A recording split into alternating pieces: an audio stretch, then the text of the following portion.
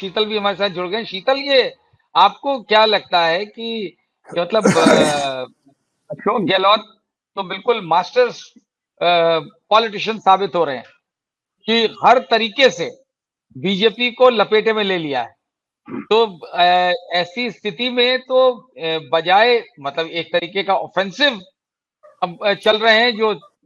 जो जिनके खिलाफ एंटी इनकम्बेंसी होनी चाहिए वो तो ऑफेंसिव चल रहे हैं, और बीजेपी बैकफुट पे है, डिफेंसिव है। एक तो ये वजह कि उनका कोई फेस नहीं है, वसुंधरा राजे साइडलाइंड है, और दूसरी तरफ अशोक गहलोत की जो मल्टी प्रोंग स्ट्रैटेजी है, तरह तरह से वो अटैक कर रहे हैं बीजेपी पे, ये वाकई में रिजल्ट देगी, दिलाएगी कांग्रेस को। देखिए, श्रवण गर्ग जी ने जो तथ्य बताए वो एक तस्वीर हमारे सामने रखते हैं कि जो पड़ोसी राज्य हैं राजस्थान के चारों तरफ, उसका एक बहुत छोटा सा कोना उत्तर प्रदेश से मिलता है। बाकी सब जो राज्य है, वैसे तो उत्तर प्रदेश समेत सारे राज्य बीजेपी शासित है, न सिर्फ बीजेपी शासित है, आइडियोलॉजिकली भी वो सब काम करते रहते हैं, जिससे पूरे हिंदी पट्टी में एक अलग तरह का वातावरण होता है। निश्चित तौर पर जो हमारे अन्य वक्ताओं ने कहा उससे एक ध्वनि निकलती है और वो सही है कि अशोक गहलोत जो है, उन्होंने विपरीत परिस्थितियों में अपनी एक तो सरकार को बचाया उस समय जब मध्य प्रदेश की सरकार चली गई थी और यहाँ की सरकार जाने के भी पूरे आसार थे। दूसरे, उन्होंने अपने मतदाता आधार को भी बचाने की बहुत काबिल कोशिश की। मेरा उनके मामले में सिर्फ जो अभी सर्वेक्षण 2-3 या 4 अपने पास है, जो है डिफरेंट ऑर्गेनाइजेशंस के, उसमें थोड़ा सा ये है कि ये फाइट बड़ी क्लोज है। पिछली फाइट भी जो हुई थी उसमें भले ही कांग्रेस की सरकार बन गई थी, जो मत प्रतिशत था वो एकदम बराबर था इन दोनों का, मध्य प्रदेश की ही तरह लगता। वो जो परिस्थिति वहां बनी हुई रही उसमें ये है कि छोटी छोटी घटनाएं बीजेपी को और संगठन बीजेपी को थोड़ा सा एडवांस करता है। छोटी घटनाएं क्या है, और उन घटनाओं पर जहां मुझे लगता है जो चूक है, जैसे एक वो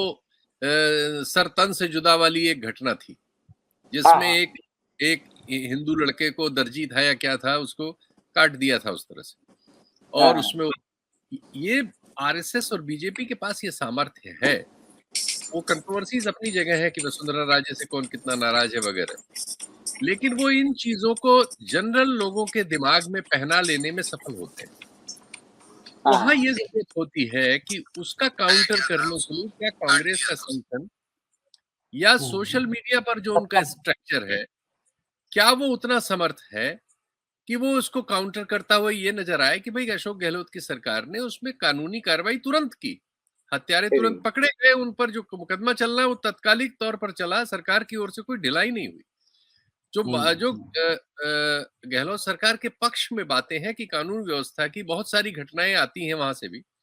क्योंकि जो सामाजिक आचरण है राजस्थान का भी वो बहुत सामंती है,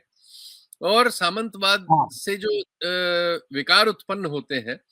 उन विकारों के शिकार राजस्थानी नागरिक भी पूरी तरह से होते हैं, और बहुत सारे सूचकांकों में वो राजस्थान को इसीलिए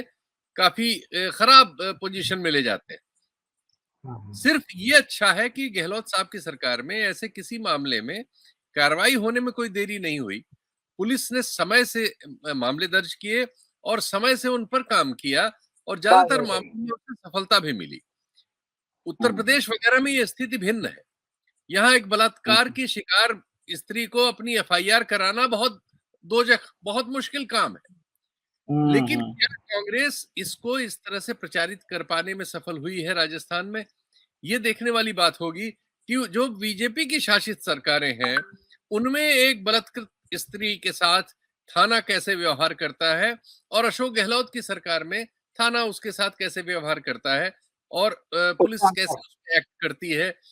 दूसरे, जो ऐसे मामलों में अफवाह फैलाने वाली मशीन है उन पर मुकदमे दर्ज करके उनको कानून के सामने खड़ा करने का जो काम तमिलनाडु वगैरह में हो रहा है, मुझे लगता है वो काम वहां थोड़ा सा चूक हुई है।